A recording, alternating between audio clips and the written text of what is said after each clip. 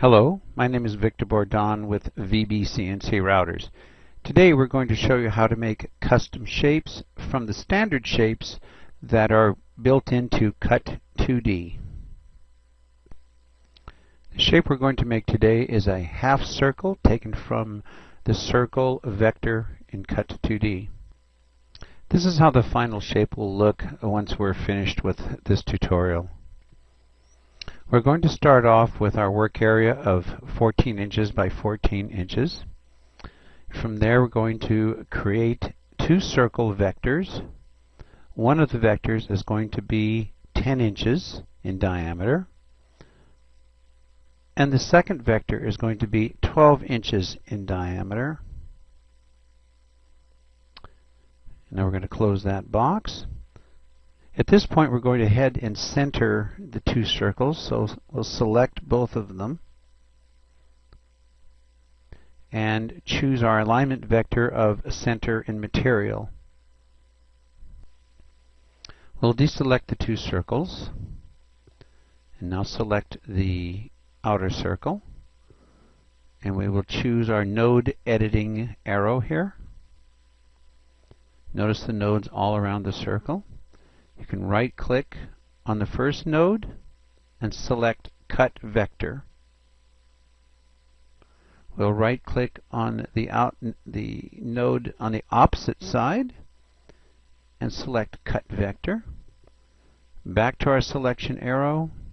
You notice the bottom half of the outer circle is highlighted, and we press the Delete key on our keyboard. We will select the inside circle, go to Node Editing, and notice the nodes again. This time we're going to right-click on the inside and select Cut Vector. We're going to right-click on the right node, select Cut Vector, back to the selection tool, and the bottom half is again also selected, so we're going to hit the Delete key and remove that from the screen. Now we're going to select the outside circle once again. This time we're going to go to Node Editing and left click on there. We'll right click on the left node, and this time we're going to close the vector. And what that will do is create a line, as you can see, across this group here. Now we're going to back to the selection tool and deselect everything.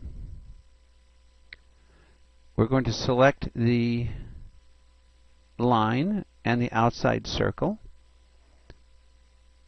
Back to Node Editing, and this time we're going to create a node right at the junction point, as you can see where the arrow is, and we're going to insert a point. And we're going to go to this side, right click, and insert a point. Now we're going to right click on the inside node, and we're going to cut the vector there, and right click on the inside node on the right hand side and cut the vector there. Now we're going to back to our selection tool, and you can see the inside of the line is now highlighted, and so let's press the Delete key on our keyboard, and we have that line removed.